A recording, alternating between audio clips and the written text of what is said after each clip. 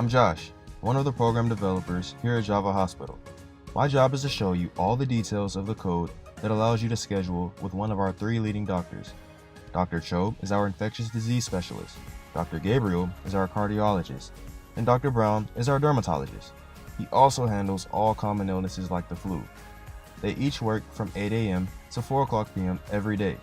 The program won't allow you to schedule either if you input a time outside of these hours or if you schedule a time that is already taken. Here at Java, we know things happen in life that may throw off your schedule, and so there is an option to cancel your appointment. Java Hospital has 5 computer programmers to thank for this stellar code. Want to see what these 5 coders did to make this awesome scheduling program work? I thought you would. Let's get started. Our code is composed of 3 classes. This is the patient class done by Kishay.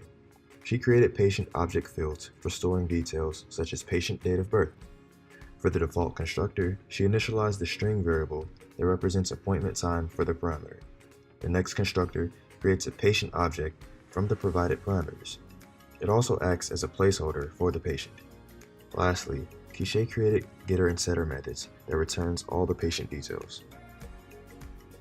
The next class, the doctor class, was created by myself and Chisholm. I defined the fields that initialize the doctor's name to type string and the doctor's ID to type integer.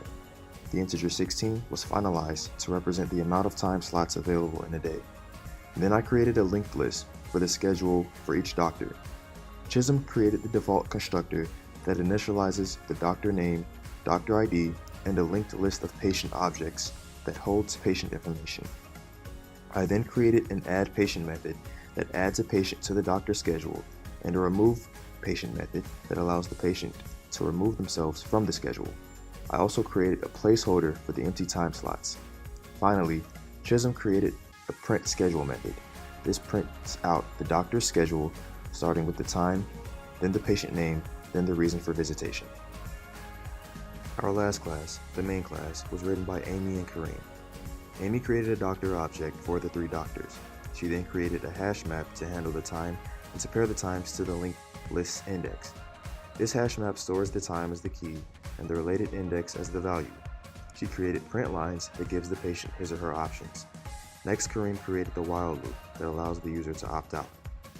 He wrote an error check that handles incorrect input after choosing to schedule an appointment and picking a doctor. His if statement sets the input values 1 through 3 to represent which doctor chosen.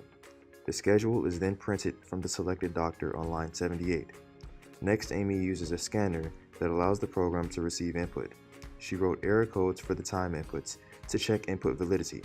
This allows the program to tell the user to select a different time if it's taken or if it's outside business hours.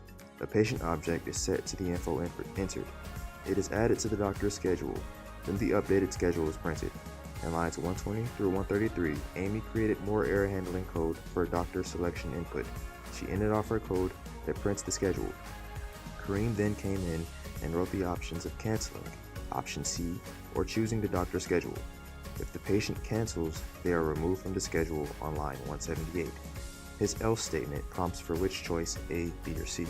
The user is returned to the options.